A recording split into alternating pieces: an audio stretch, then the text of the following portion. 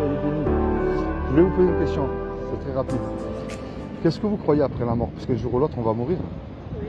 Qu'est-ce que vous croyez alors après? Ça s'arrête ou ça continue? Oui, ça continue. Alors c'est ça qui m'intéresse. Vous êtes jeune? Oui. Ah, je vous explique. Moi, je suis youtubeur. Vous connaissez YouTube? Oui. Ce qu'on appelle un youtubeur. Donc, je vais voir les jeunes dans la rue. Et vous, vous êtes jeune. Après la mort, vous allez où? Qu'est-ce que vous croyez alors? Au paradis. C'est le sujet. Vous êtes quoi? Musulmane, chrétienne? Chrétienne. Comme moi. Alors, un chrétien ou une chrétienne va où après la mort? Au paradis. Dans le jardin privé. D'accord. Alors, on va voir. Vous savez qu'un jour ou l'autre, on sera jugé par rapport au bien ou au mal qu'on a commis sur terre. Comment est-ce que vous savez si vous faites du bien ou du mal en tant que chrétienne? Sur quoi est-ce que vous vous basez? Sur la Bible. Ah bien alors, on va voir. Il y a un commandement qui dit tu ne mentiras point. Est-ce que vous avez déjà menti? Je vous juge pas, hein, moi aussi. Hein.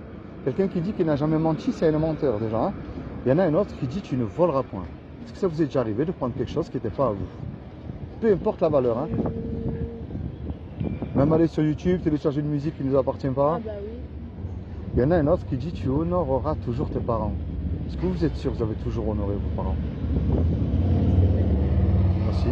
Il y en a un autre qui dit tu mettras toujours Dieu, lui, en premier dans ton cœur. Est-ce que vous l'avez mis toujours en premier dans les bons comme dans les mauvais moments? En premier. Moi non, hein. Moi aussi. Quelquefois j'ai essayé, mais Et un dernier, il y a un commandement qui dit tu ne commettras point d'adultère. Mais Jésus a dit quiconque, c'est-à-dire vous, moi, quand on a regardé un homme ou une femme avec un désir ardent, on a déjà commis un adultère dans notre cœur. Est-ce que vous avez déjà regardé un homme avec un désir? Même une image qu'il ne fallait pas? non. Jamais? Même une image qu'il ne fallait pas? Moins de 18 ans? Moi, Oui. Mais vous allez voir où je vais en venir. Vous voyez pourquoi je vais vous dire ça? Vous allez voir. Moi, ça m'est déjà arrivé. Hein. Je vous le dis sincèrement. Pourquoi je vous dis ça? Parce que on a tous fait ça. On a tous menti. On a tous volé quelque chose. On a tous désobéi à nos parents. Et si Dieu est juste, et il est juste, s'il nous juge là tout de suite, vous comme moi, nous méritons l'enfer. Ça, c'est la mauvaise nouvelle. Maintenant, Dieu est un créateur. Le créateur, il aime ce qu'il crée. Une musicienne, elle aime sa musique. Une cuisinière, elle aime les petits plats qu'elle prépare aussi. Et Dieu, c'est la même chose. Il nous aime, il ne veut pas nous envoyer en enfer. Malgré que ça reste le péché qui nous éloigne de Dieu et qui nous envoie en enfer. Est-ce que vous savez ce que Dieu a fait pour vous il y a 2000 ans? on l'a crucifié. Il y a 2000 ans, comme Dieu n'a trouvé personne de parfait sur terre, ni un pape, ni un imam, ni un pasteur, ni ce que vous voulez-vous, hein, eh bien, il s'est habillé avec un corps, il a pris une forme humaine justement qui est Jésus, le Christ, le vrai. Et il a dit encore une fois que quiconque croit que Jésus est le Fils de Dieu, qu'il est ressuscité du royaume des morts le troisième jour, ben, il aura la vie éternelle à nos côtés. C'est aussi simple que ça. Il a dit de croire, mais le problème de croire, ça ne suffit pas. Hein. Parce que les démons aussi, ils y croient en Dieu. Et eux, ils tremblent. De ce côté-là, ils sont beaucoup plus humbles que nous. Hein. Moi, la clé, je vous la donne tout de suite. Et c'est très important et je ne les plaisante pas avec ça. C'est la repentance. Moi, je vous invite à vous repentir de vos péchés tout de suite. Et de vous tourner vers Jésus. La repentance, c'est-à-dire je prends le mensonge, c'est plus simple. Vous allez dire là, si je mens toute seule, je m'en fous, personne ne le sait, je m'en sors. Mais je ne peux plus faire ça, moi. Il m'accorde le paradis gratuitement.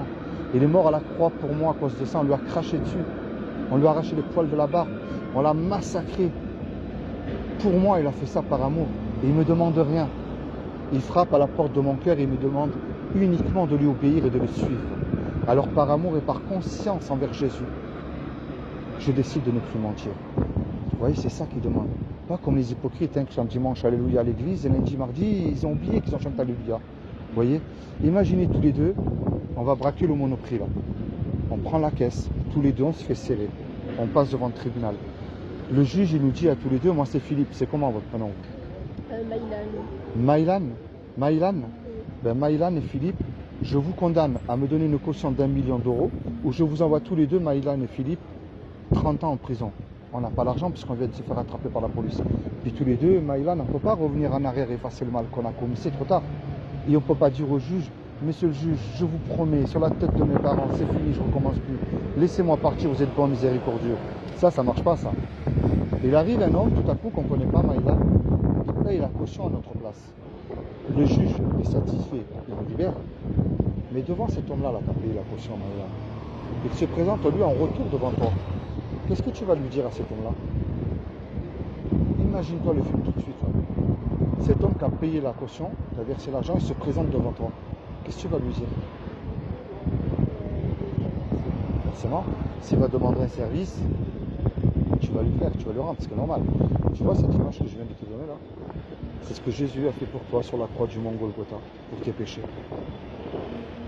Ce qu'il te demande dès aujourd'hui, sincèrement, c'est que tu te repentes sincèrement de tes péchés, que tu lises la Bible et que tu la mettes en pratique et que tu le suives.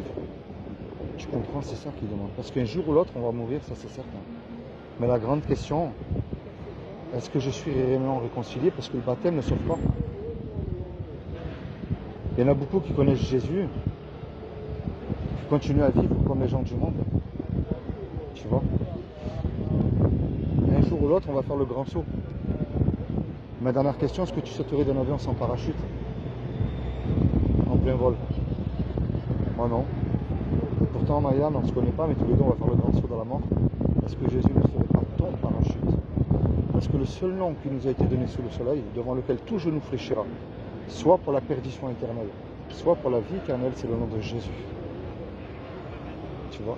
Il t'a donné quelque chose qu'à la fois de merveilleux mais de très dangereux, c'est la liberté. De l'aimer, de le suivre. Puisqu'on vient de se rencontrer tous les deux là, tu ne pourras pas lui dire, moi tu sais Seigneur, excuse-moi, mais je n'avais pas entendu. Parce qu'à quel âge et à quelle heure tu vas mourir? Je ne sais pas. Est-ce que je suis réellement réconcilié avec lui? Est-ce que je suis réellement sauvé? Est-ce que tu as une Bible à toi personnelle? À toi personnelle, hein? Chez moi, mais elle est petite. C'est-à-dire, c'est quoi, les petites bleues là? Oui. Petite Bible Gédéon là? Alors je vais te faire cadeau d'une Bible, comme ça tu as l'Ancien et le Nouveau Testament. Parce que toi tu as que quoi, le Nouveau Testament, c'est les petites bleues là. Alors je vais te faire cadeau d'une Bible, comme ça tu l'auras. C'est gratuit. Et lis ta Bible et mets-la en pratique. Je ne viens pas à Jésus parce que mes amis sont chrétiens, parce qu'il y en a beaucoup qui sont chrétiens de nom. Hein. Je viens à Jésus parce qu'il est mort pour moi à la croix. Et je viens pour ce qu'il est lui. Parce que je veux être avec lui. Tu vois? Je veux faire partie du repas de noces. C'est ça moi que je veux. Et c'est ça moi que je t'amène. Je t'amène pas le Jésus d'une église, ni d'une assemblée chrétienne. Je t'amène de vrai. Je te fais cadeau d'une Bible. Bonjour. Tiens. Ah, mais vous fumez? Toujours. C'est rien, t'es pas recherché par la police. Ah bah alors t'as rien à craindre. Tiens, ça, c'est une Bible. Cadeau. Merci.